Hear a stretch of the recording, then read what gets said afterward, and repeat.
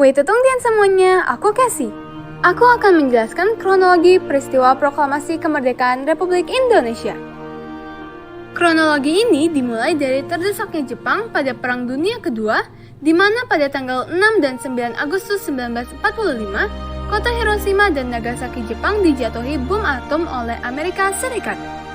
9 Agustus 1945, Jenderal Terauchi memanggil Soekarno, Muhammad Hatta, dan Regimen Widyodiningrat ke darat Saigon, Vietnam. 12 Agustus 1945, Soekarno, Muhammad Hatta, dan Regimen Widyodiningrat ke darat bertemu Terauchi yang menegaskan Jepang akan menyerahkan kemerdekaan kepada bangsa Indonesia. 14 Agustus 1945, Soekarno, Muhammad Hatta, dan Regimen Widyodiningrat kembali ke Indonesia. Sultan Syahrir mendesak Soekarno-Hatta untuk segera memproklamasikan kemerdekaan Indonesia. 15 Agustus 1945, Jepang menyerah tanpa syarat ke sekutu dan terjadi kekosongan kekuasaan di Indonesia. 15 Agustus 1945, golongan muda mendesak Soekarno agar segera memproklamasikan kemerdekaan paling lambat 16 Agustus 1945. Namun Soekarno menolak karena ingin meminta pendapat para anggota PPKI.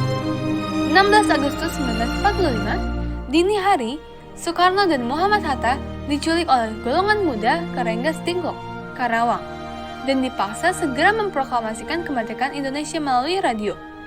16 Agustus 1945, malam harinya, Soekarno dan Muhammad Hatta kembali ke Jakarta. Di rumah Laksamana Maeda Tadashi, para tokoh nasional berkumpul untuk berunding tentang persiapan kemerdekaan Republik Indonesia. 16 Agustus sampai 17 Agustus 1945, malam hingga pagi, Soekarno dan Muhammad Hatta bersama golongan muda dan golongan tua membahas perumusan naskah proklamasi kemerdekaan Indonesia.